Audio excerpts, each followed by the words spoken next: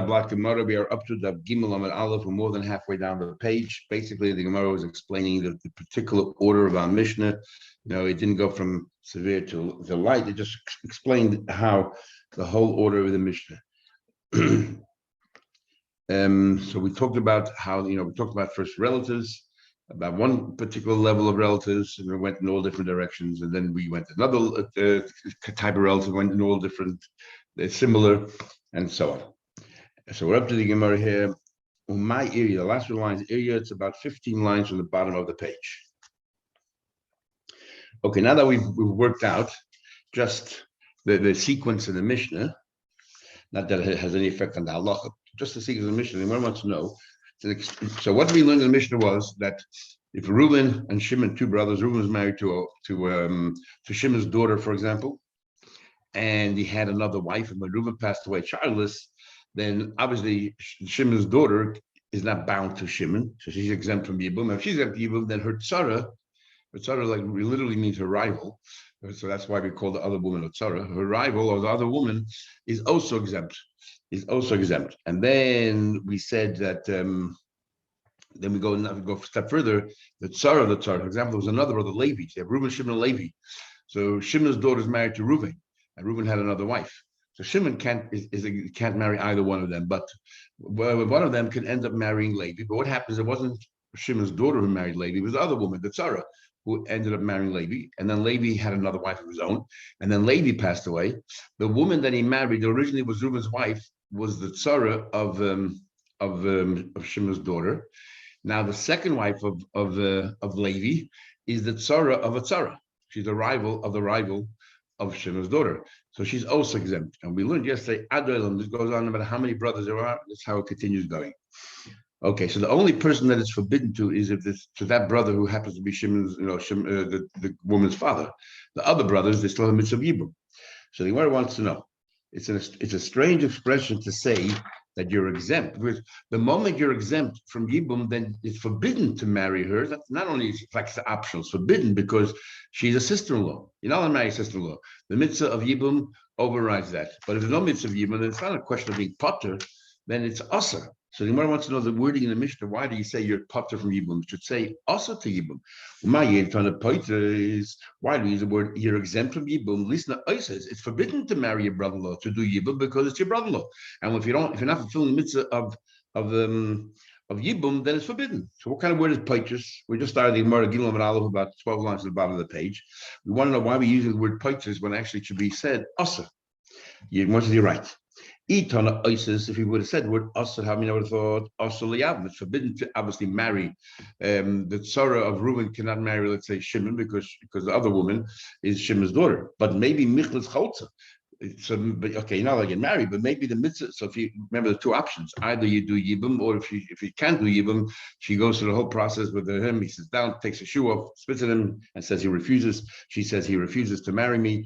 So maybe in this case, since Yibum is not an option, maybe you do Chalitza. Therefore, Kamash Malon use the word poiters. That's also that the whole mitzvah of Yibum is gone, and therefore there's no Chalitza either. Says the Gemara, use the word asr, which is a more adequate word, more appropriate word for yibum. It's forbidden to marry because of the mitzvah of the sister-in-law, and say that it's asr to do yibum and chalitza. Says the Gemara, what kind of isr maika of it? What do you mean asr chalitza? Why can't you go through the motions of taking the shoe off? What's the isr involved? You can't use the word asr for chalitza because it's inappropriate. So the Gemara, why can't you use the word asr for chalitza? It is appropriate. Why? Because if you tell people that you can do chalitza, then people will deem that you can also do yibum. The rule is that they go hand in hand.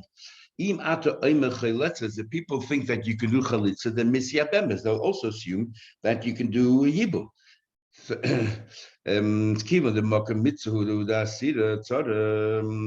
since but when it comes to a mitzvah yibum, when it comes to, let's say, a mitzvah yibum, the tzara is forbidden. But what happens? Okay, when it comes to the mitzvah yibum, Reuben is married to Shimon's daughter and married to this other woman. So then we say that that the tzara of your daughter, Reuben's other wife, is forbidden to Shimon. Fine. But what about where there's no mitzvah? Let's say your son-in-law. Let's say your son-in-law is married to your daughter, but married also to another wife. and then your daughter passes, your son-in-law passes away. There's nothing wrong for the father-in-law to marry the other wife of his son-in-law because there's no mitzvah yibum there. When there's no mitzvah yibum, then there's no iser on the tzara. Of course, not his daughter, but he can marry the other wife. There's no iser. When there's no mitzvah of yibum, you are allowed to marry the tzara. Therefore,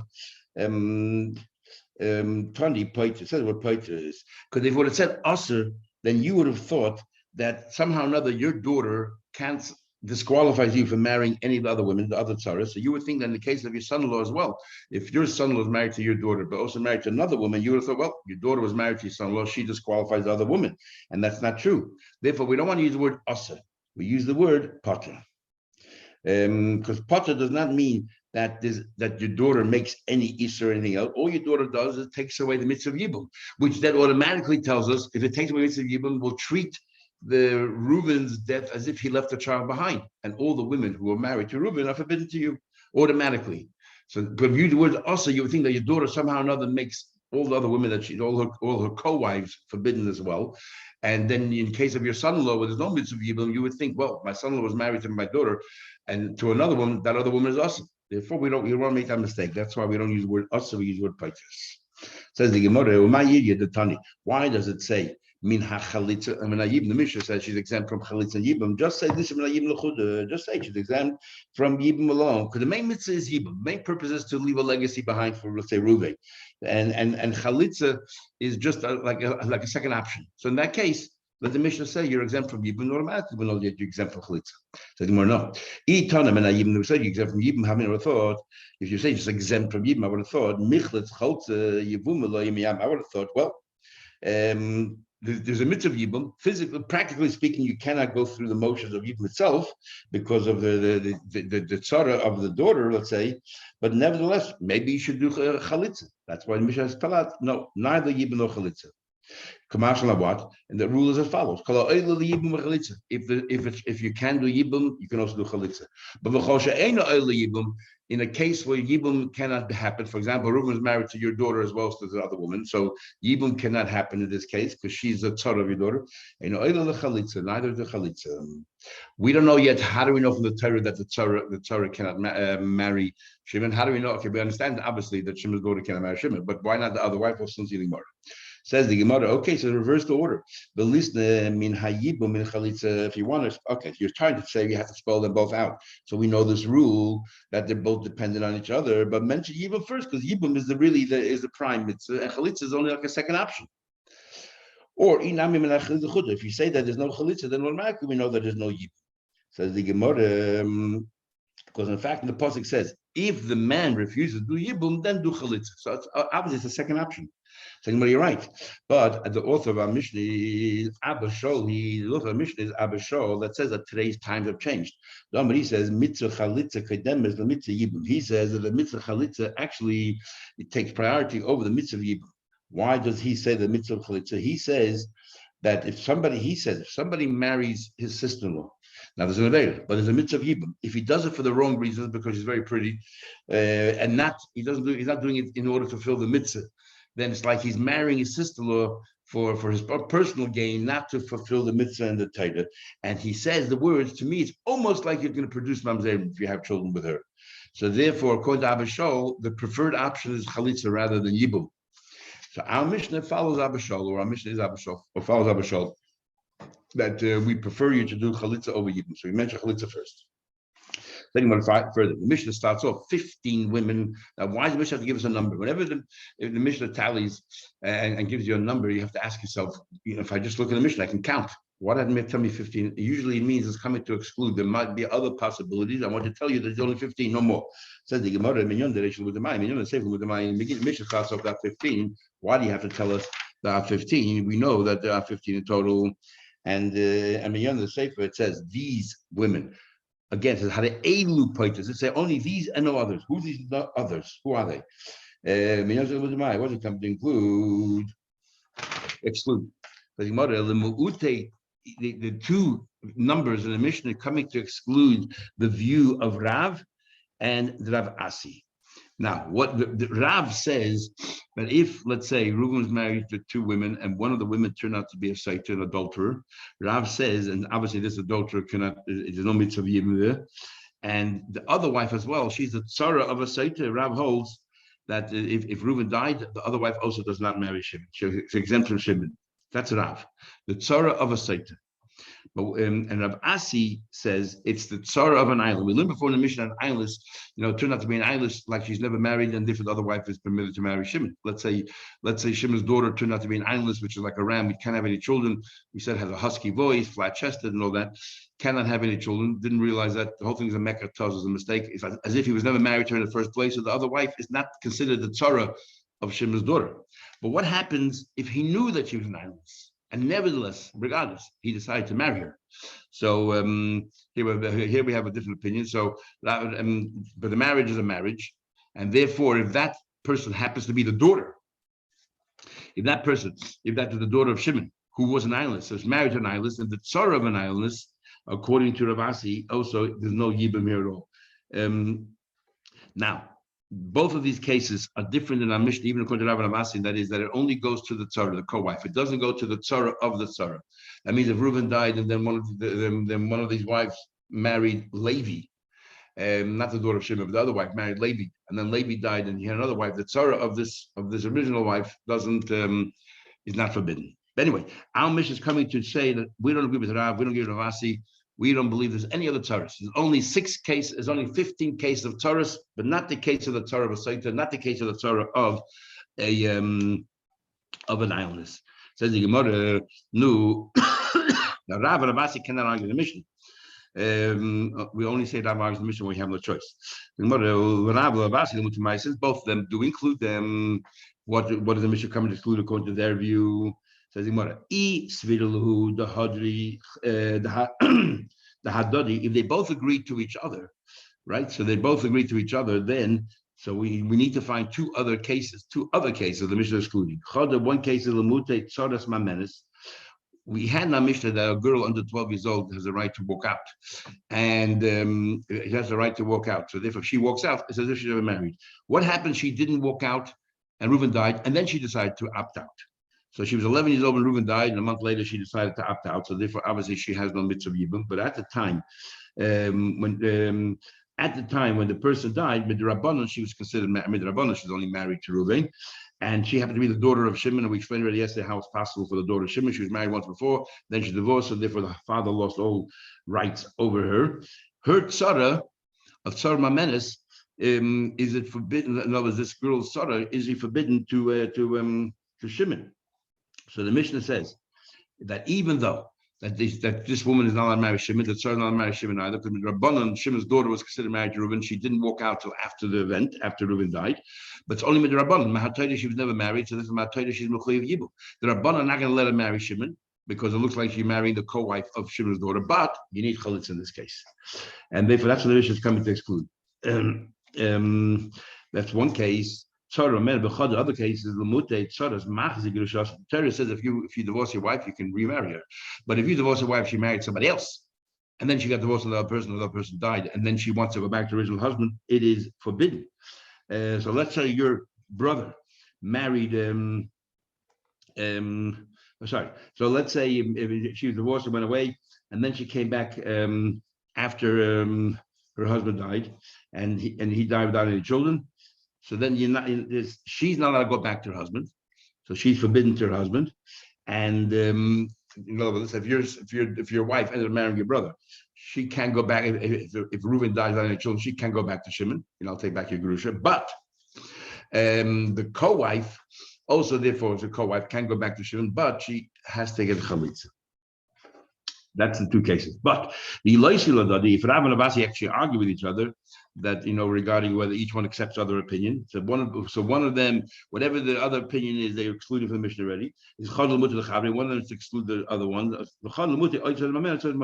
other one is to exclude either mamenes or the tzara of machzir l'shasa, whichever one it is, or both.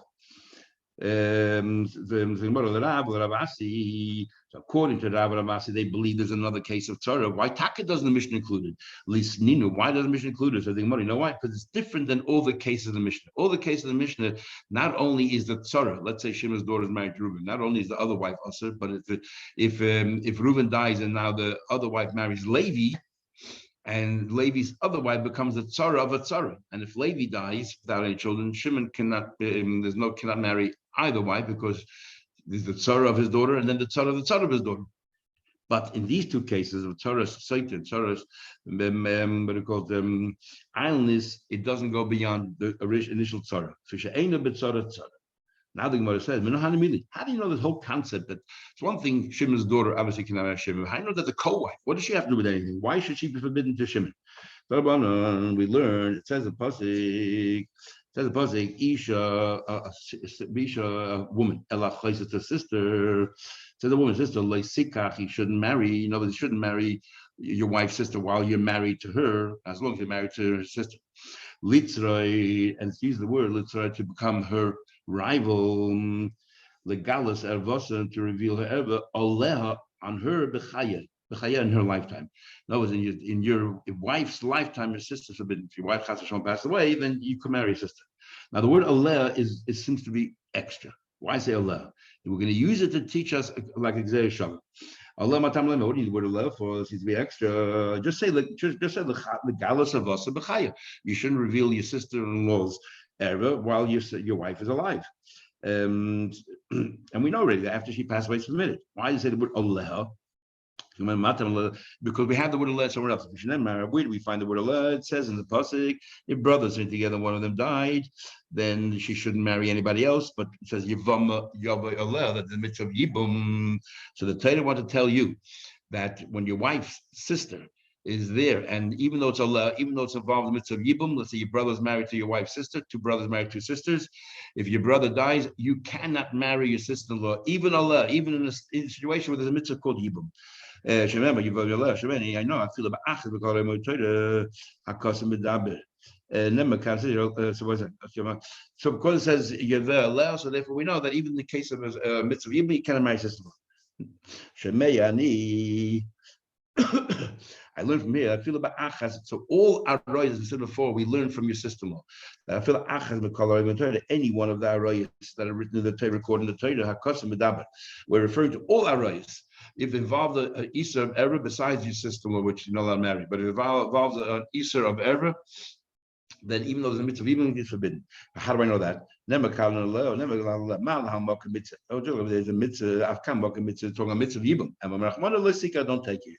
So all we know from here is that if Reuben was married to someone that's an error to, let's say, Shimon, or daughter, or whatever it is, or sister on his father's side, all the cases we had before. If it's an error to Shimon, fine. So there's no yitzivim for her. How do we know the other wife, the co-wife, who's totally unrelated to Shimon? How do you know that she doesn't have the mitzvah? Mitzvah rasa minayin. How do you know she's not included? It says litzroi. It says litzroi means more than one. Could have said lotzor. Litzroi means more than one. So all we know is a co-wife. Let's say Reuben had two wives. One of them is your sister on your father's side. So the other one also is an example of Yibum. How do you know that if Levi ended up marrying the other with a co-wife, now his wife is now Levi's new other wife is the co-wife of a co-wife? How do you know it goes even there? Again, because it says litzroi, it sounds more than just one, many. So it could have said lots. It says litzroi means as many co-wives as it goes. So all we know from here is that what? The sister of your wife, even though there's a mitzvah of Yibum, if it's your wife's sister married to Reuben, there's no mitzvah of Yibum, not for her, not for co-wife, not the co-wife of the co-wife. How do you know all other Evers? How do you know all of them as well? So we say, what's so unique about your wife's sister? What's so special? Let's see what's the description. He error. It's an error. And chayavin al zayna kares. If you deliberately go ahead and live with her, you commit a sin of kares. Because the end of all the arroyos, it says you get kares. If you didn't realize it's forbidden, didn't realize it was her, you get a chatas. And we said the word Allah, we learned out even though there's a mitzvah yibam which is forbidden. After so we compare any other error that's similar to the situation, which are all the arroyos in the Torah. If you commit a sin, you get kares. After she error, the chayavin al zayna kares, you chayav made the kares as gogosa chatas. Asura liyab. You're not allowed to yibam. Mainly Elohim. All we know is them. So to say Menai, all we know is them. How do you know that Tzoros as well? How do you know they're co-wives regarding all the other arayas? We say again, we go back to Achayis Isha. The Torah doesn't limit the Isra of Yibam just to your wife's sister, but also to the co-wife and the co-wife of the co-wife. So we're going to say the same thing here. Achayis Isha, that your wife's sister, your chedes is unique. She's an erva, and chayav and also in the kares. If you commit to the sin deliberately, get kares. While she goes to chayah, you get a chatas. V'asur liyav is forbidden to the brother-in-law. V'tzaros asur, and so to her co-wife is also forbidden to the brother-in-law. Once you take away the mitzvah of Yibam, it becomes asur again. Als you're not allowed to marry your brother's wives. Af kosher he ervas any other race if it's similar. The chayav is going to you get kares. While she goes to chayah, chatas. V'asur liyav and forbidden to the yavam. Therefore, tzarasa asur. So too the tzara is asur. The kan amru from here we learn out. Chamisha chacham the cham learn out. Chamesh esrei noshim, that 15 women. Poitras tzara saying exempt the tzara, the tzara tzara saying, and the tzara mina chalitza umina yibum from chalitza from yibum ad seifa olam until the very end. Yochel, I would have thought Shadimar be'af sheish aroyas chamor. We learn later in the Mishnah and later in this parak that there are 16 women that are even stricter than these. A guy's mother. Tell me about the wife's mother and all that. The guy's own mother, and we'll give 6 examples that's even stricter. We should also include them. They're not in the 15 here, and that if they marry somebody else, their tzara should be forbidden to you. Obviously, you're not allowed to marry them. They're all, arayas, strict arayas of yours. But maybe their co-wife. If your mother married somebody else, the co-wife. Now the difference between these 6 cases in the case of our Mishnah is, let's say your mother, and even though you have a brother that shares a common father, it doesn't share your mother.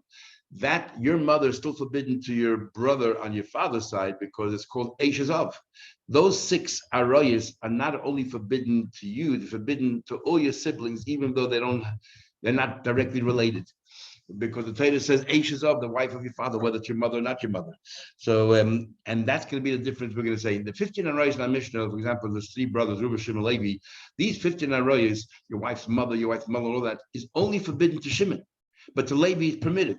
So these are the cases in our Mishnah. We can get a case of tzara saying, but in the 6 cases later on, they're not only are they forbidden to Shimon, they're forbidden to all the siblings. Like your mother is to all the other siblings, even though might have different mother, it's their father's wife, which is forbidden to them.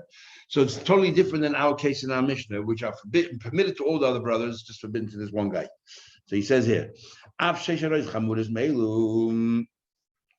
these 6 arayos, which are even stricter than these. She used to say masuris.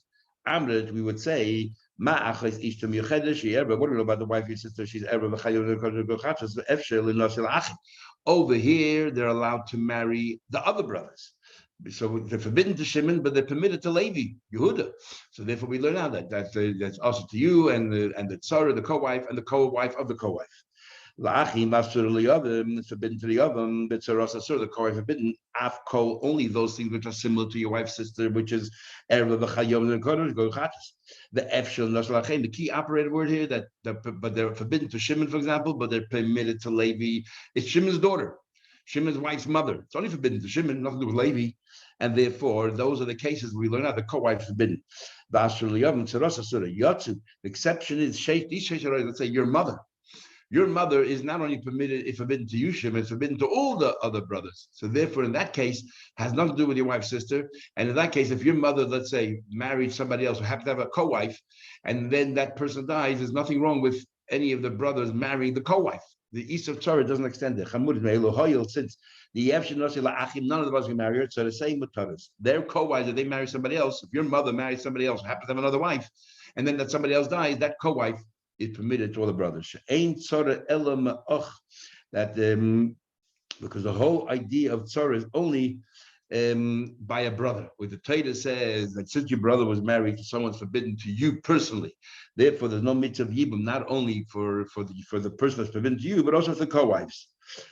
Why? Because we treat it. The whole idea is, let's say, if Shimon's daughter is married to Reuven, and we say that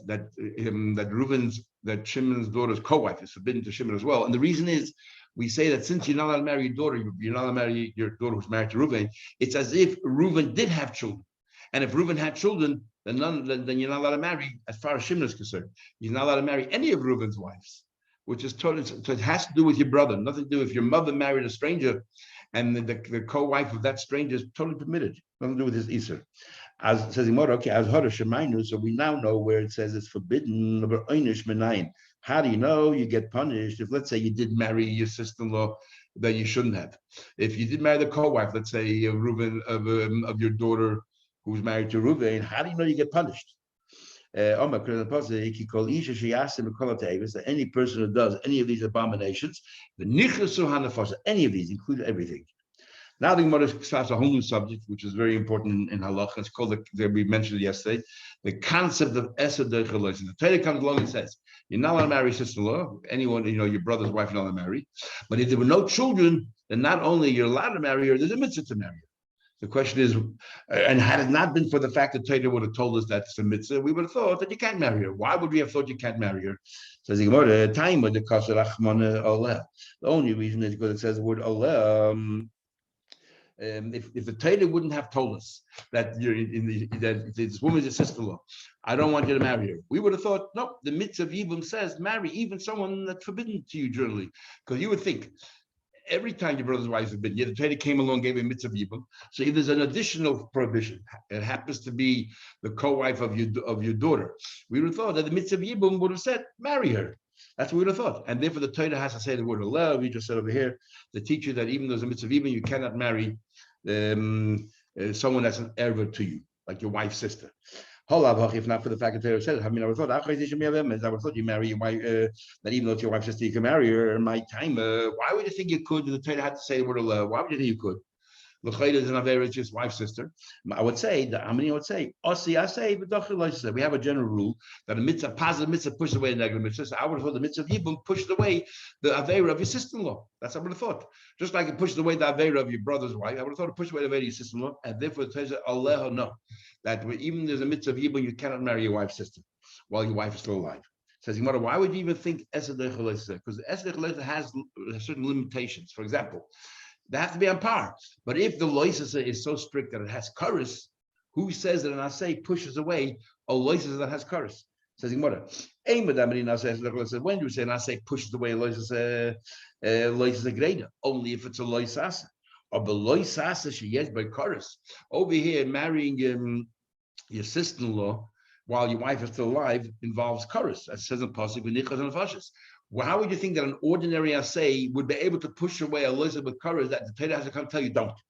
Midachi, would it generally as a rule, can assay push away a lizard that has courage? They can't. That's question number one. Furthermore, ask a better question. How do you know the whole concept of the we say it everywhere that a positive mitzvah pushes away negative. How do you know? So the Gemara, it says, it says in Chumash Dvarim, it says in Parshas Kiseitze, it says silver shatnez do not wear, you're not allowed to wear klein mixture of wool and linen. And the next pasuk says gedilim taselacha, that you should make tzitzis for yourself. So we say, what's the juxtaposition between these two psukim?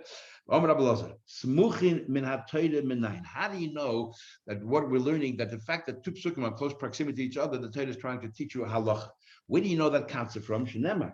It says in the pasuk, smuchim la'ad la'olam, that smuchim, the fact that they're, and we're going to from Tehillim, we're going to say that's come and tell you two psukim are next to each other, then la'olam asuyim be'emes v'yasher, coming to teach you how to behave forever.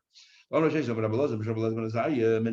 know? So the fact that the Torah puts together Lo Silbish and puts together Tidilim tells you that even though there's klein, right? You have a linen beged and you have wool and tzitzis, tchelis is wool, you're allowed to wear it. Because why? Esed doicheloisa. This you learn the concept of esed doicheloisa. Yeah, it says the Gemara. Rab Sheshes says name Rabbi Lazar ben Azariah. How do you know if a Yevamos should not believe in Mukashchin? What happens if a Reuben died and the only brother, the lone brother is Shimon, and he's a Mukashchin? He's infected terribly and horribly, and a Mukashchin is somebody that generally you don't want to put. If she doesn't elect to marry, you don't want to force her in a situation to marry such a person. How do you know that she ain't chaysmin oisa? How do you know that we don't shut her up and say, well, too bad, you have a mitzvah, yibum, we don't care who the brother is, what the brother is like, you have to marry him? How do we know that instead we force the brother, the surviving brother, to give her a chalitza? Shenemer, it says in one pasuk, Lo yisach shem shebedisha. We use the word for the Torah. That's why we use chayz. You shouldn't muzzle an animal while they're threshing, and the next pasuk and right afterwards it says next pasuk ki yeshu achid, the whole din of yibum. So we're saying the juxtaposition of these two is that sometimes you do muzzle, and sometimes you don't muzzle. Says so. What we don't, just like you don't muzzle the animal, we don't muzzle the woman if she doesn't want to marry. Doesn't want to marry this guy, we're not going to muzzle and say, too bad, you have a mitzvah of ibum. We're not going to. So we see that we dash in the fact you have two psukim next to each other. What Rabbi Abisha said, I feel the man even the one who said that the rest of the Torah, the fact that two psukim are written next to each other doesn't prove anything, doesn't yield any new halach is. But Mishnah Torah does. When it comes to Chumash Dvarim, and this is in Parshas Kisei, saying the end of Dvarim, we will dash in the juxtaposition of two psukim. The Rabbi Yehuda Rabbi Yehuda has a rule. Rabbi Yehuda does not accept that we can learn halachas from the fact that two psukim are next to each other, but in Mishnah Torah Darish, in Chumash Dvarim it does. Uba'alma Menon the Hainu Jenny doesn't learn. The time you will learn. And as Evan says, Nema, it says what pasuk machashefa loisachai. You shouldn't let a witch live, right? You have to kill it. But Nema, but it'll tell us how. In what method? And we know there are 4 different ways of capital punishment. Remember, it says, that anyone who lies with an animal, mice, humans, should be put to death. Is some in your law, and they've written one pasuk next to other. One pasuk says, the first pasuk says, and the next pasuk says, mice, humans. So we dash in just like some sleeps with an animal. Bestiality, you get skila, af machashefa beskila, come to reflect that machashefa also is skila. How do we know? Only from the fact that they're written next to each other.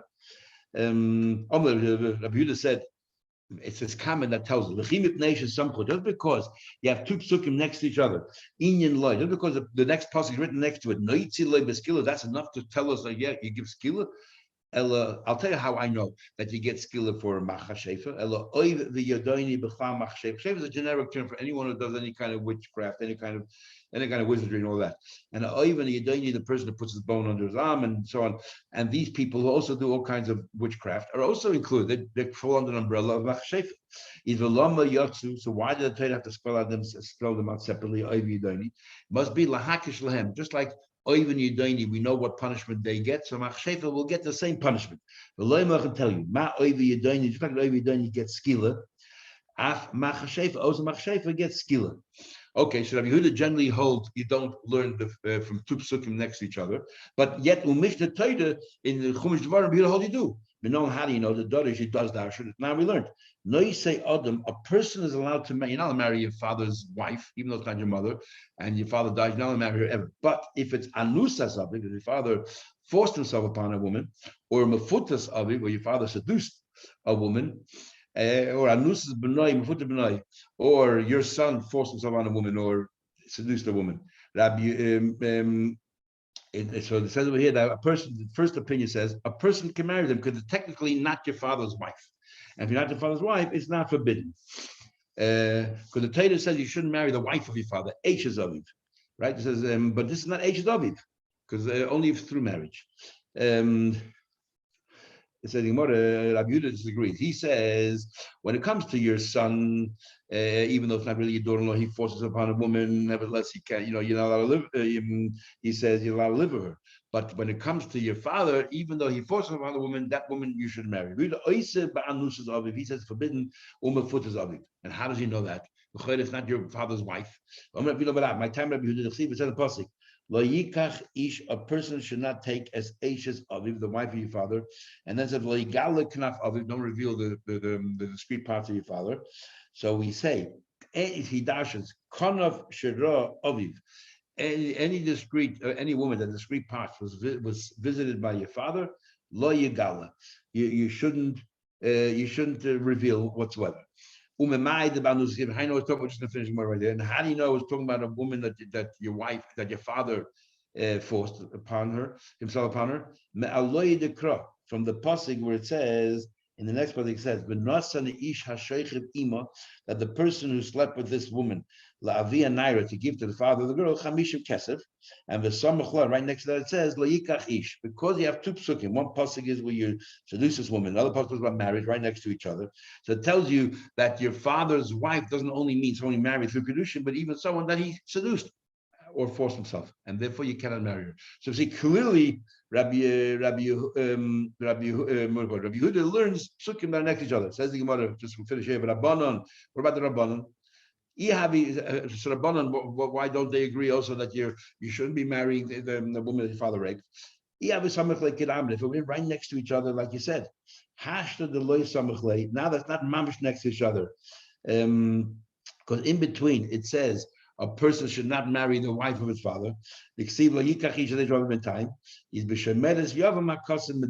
talking about a woman that is waiting for her brother. It's coming to teach another din altogether, that if you're married, and we'll stop over here, that if you're married, that if she's waiting to marry one of her brother-in-law, she should not marry anybody else. If she does, she gets two lav. We'll explain that tomorrow. Okay, we'll continue tomorrow, Mitzvah Shem.